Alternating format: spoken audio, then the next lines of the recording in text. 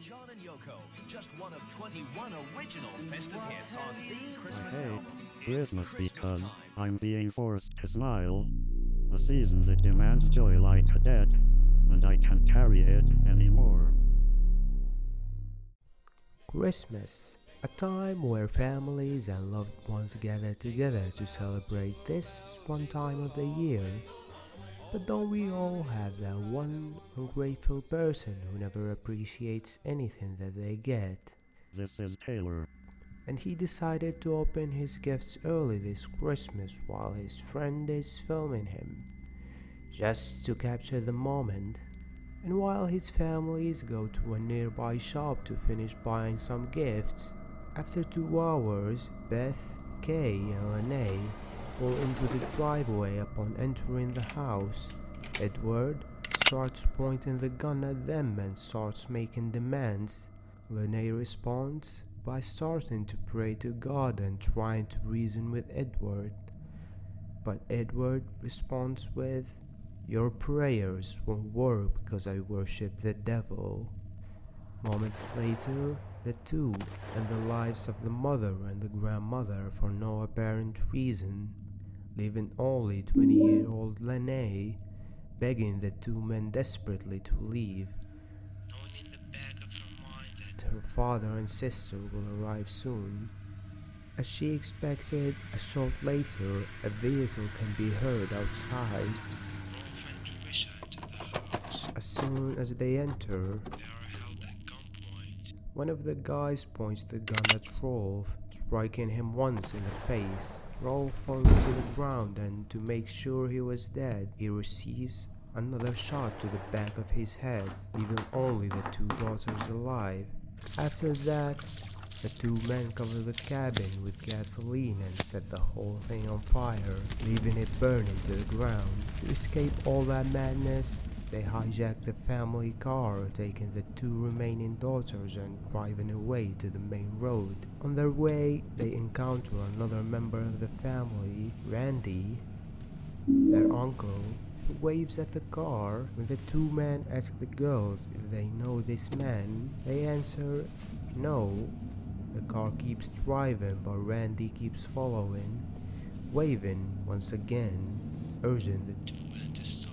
Sensing something is off, Randy drives to the family cabin, and his fear is confirmed because he sees something that will stick with him forever.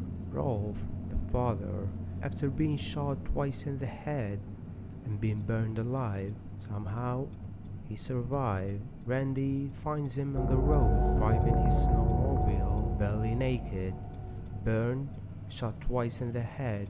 When Randy gets there, Rolf tells him, "I've been shot, my wife has been killed, and my daughter has been kidnapped." Randy immediately called the police, and they are able to track the vehicle. During the chase, the now murderers try to escape. They get off the road flipping multiple times before crashing in the snow, but surprisingly, no one gets hurt. After a brief shootout, two men finally gave up and get arrested, bringing the whole unbelievable nightmare to an end. Now, I know a lot of you have many questions. One of them is, how such a holiday turned into this, and why a member of the family would decide to end his own family. Well, about that, I never said that they were a member of the family. Two guys at the beginning of the video are Von Lester Tyler and Edward Stephen Daly. Taylor Daly, both in their mid-20s, had recently been released from prison for robbery and theft and were living at a Salt Lake City. That day, they decided to rob some empty houses. They walked away from the facility, hiked into the mountains armed with a .44 Magnum revolver and a .38 Special, and began targeting cabins to burglarize for money, food, and gifts. Sadly, they ended up at the cabin. What makes this case even more disturbing is the fact that when you see the first video, you can come to the conclusion that Nothing is wrong with it, it's just a casual video of two people opening Christmas gifts. And what sticks with me the most is knowing the gifts aren't theirs and that they shouldn't be there at all. In the aftermath, Later, during court proceedings, Trisha remembered seeing the realization creep across Deli's face as her father walked in alive. It was very apparent to her that he did not know her father had survived. The look in his face was priceless, like he had been defeated. Her dad survived. They won. Taylor pleaded guilty to 2 counts of capital murder and was sentenced to death. Deli, who maintained he did not fire the fatal shots, was convicted of second-degree murder and sentenced to life in prison. Taylor's conviction and sentence have been repeatedly upheld through multiple appeals. Both men remain in prison. Taylor on Utah's death row in Salt Lake City, and Deli serving life without parole at Central Utah Correctional Facility at Gunnison. After the cabin had burned, the family rebuilt it and made it even better than it was before. Lene later said her dad would tell her, "I know lightning strikes, but lightning never strikes twice in the same location."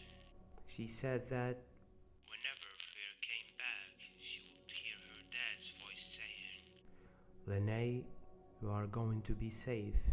Thank you all for sticking along with this video. I was your host, S9, and have a good night and Merry Christmas to those celebrating. See you in the next one.